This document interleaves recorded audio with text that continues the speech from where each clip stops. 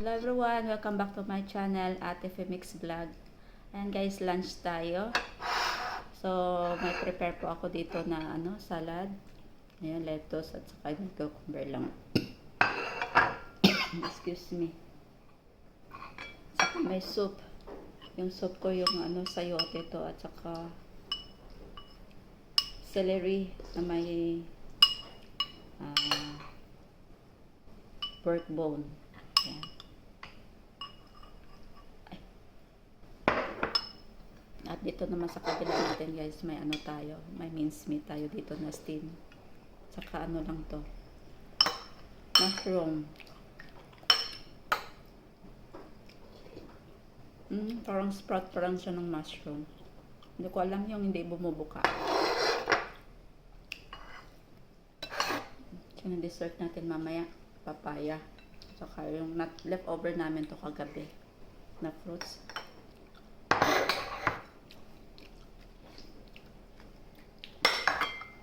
So, kain tayo guys.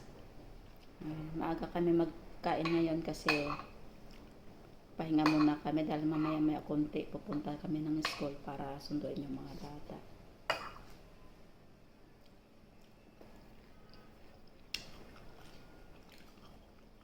So, 3 months na po pala guys ang journey ko sa pagda-diet. Hindi naman as in diet talaga siya dahil kinakain ko naman ng lahat.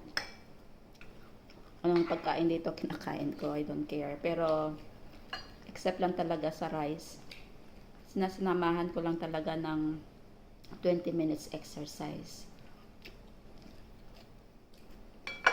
Para yung ating dito, braso hindi magkaroon ng ano ba tawag diyan, mag-loose, maglaylay. Ayan, may muscle na tayo.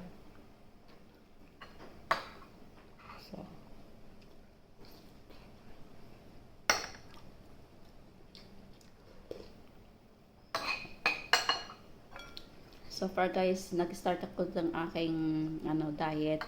Ang aking timbang noon is 58.7. Ngayon na 52. Napakabagal nga bumaba kasi lahat naman kinakain ko. Ang bagal bumaba ng aking timbang guys. Dapat ngayon kasi sa 3 months ko dapat nasa 15 kg na siya. Pero umaakyat pa rin ako, akyat baba. Pero sabi naman doon sa napanood kong mga link, mga videos, ganon talaga daw, hindi daw basta-basta yan magbababa yung timbang mo, unless kung hindi ka talaga kakain. At saka nagmamuscle ka kasi yung muscle mo daw yung dumadagdag sa sa timbang mo. Pero kahit gano'n naman guys, bumababa yung timbang ko, pero hindi naman halata as in parang may sakit ako. Dahil yung aking liig, hindi malalim yan. Nagka-muscle na ako dito sa likod ko. Meron na akong muscle. Kaya, yung sabi nila, hindi daw minamadali yung, kasi nai-stress ka lang daw ng kilo ng timbang mo. Tapos, hindi mababa o maakyat. Kasi kanina umaga nagtimbang ako, nasa 52.7 siya. Tapos, ewan ko mamaya kasi nag-escape na ako ng aking meals. Ang aking breakfast, hindi na ako kumakain. Bari lunch na lang at saka dinner. Pero, ito lang. Ito lang mga kinakain ko.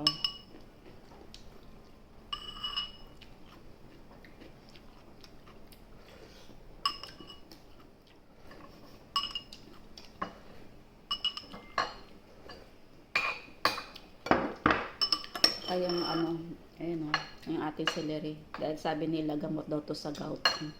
Yung mga may gout dyan guys, lalo na sa mga paa natin, mga kamay natin, sa kagabi ba, hindi ka makakatulog dahil medyo masakit na pati yung paa.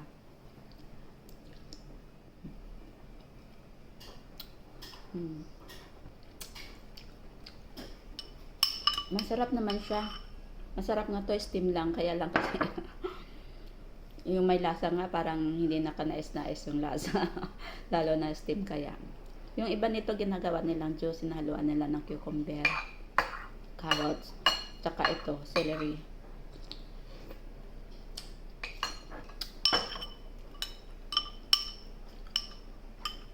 Masarap naman siya.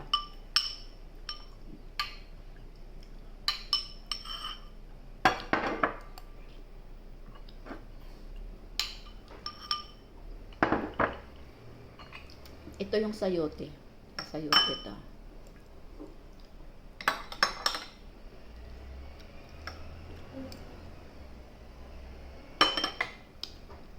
So, ayan na guys ang update ni Ate Femix Vlog sa kanyang on diet. Ayan, 3 months on diet tayo. So, itong balat ko hindi naman gaano kasi talaga kahit anong mangyayari, nag-workout tayo. Ayan. Nag-workout tayo guys. Ayan. Okay. Ayan. Ayan. Dapat pangalagaan natin konti yung ating katawan guys kasi hindi na tayo pabata. Matanda na tayo, patanda na tayo. Kasi dadating na yung panahon na maniningil na yung ating katawan. Eh okay lang noon kung may pang-maintenance tayo, katulad ng mga high blood, mga bladder, no tawag ba doon nila doon. May mga arthritis, may mga tawag dito, kidney, sa mga bato. Kaya wala akong gamot, wala akong pera para sa gamot guys, kaya hangga't maaari as much as possible na agapan na. Kasi high blood, 'di ba? Kasi pag may high blood ka daw at hindi mo maagapan 'yon, ayun, maapektuhan yung kidney mo. Kaya ibig sabihin noon, komplikado na ang lahat.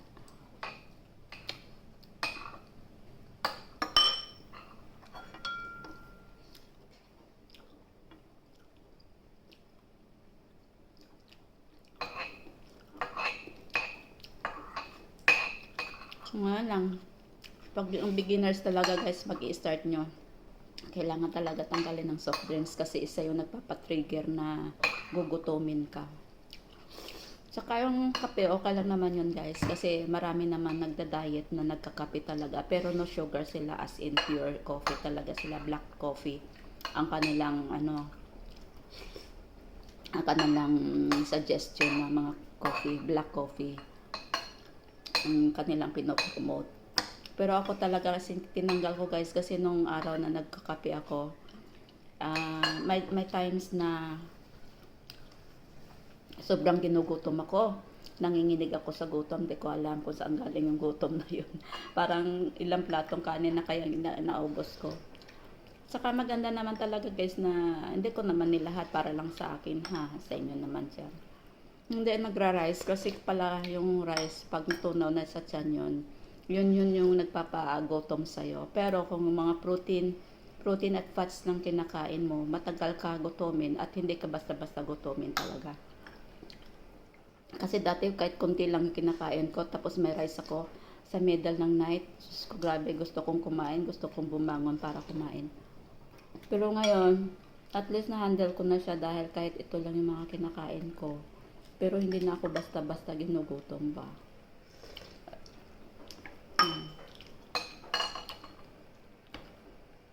So, yan lang guys. Ayan, maraming salamat everyone sa inyong walang sawang support sa kay Ate Femix Vlog. At sana wag kayong magsawang sa pag-support sa akin lagi.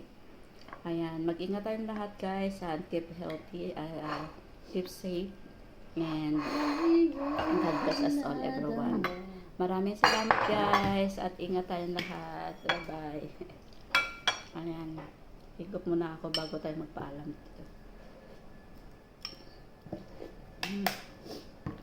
Sarap.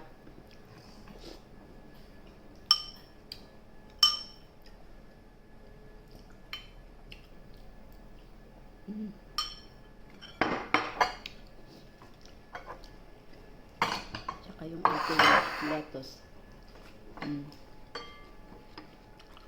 Ating meat.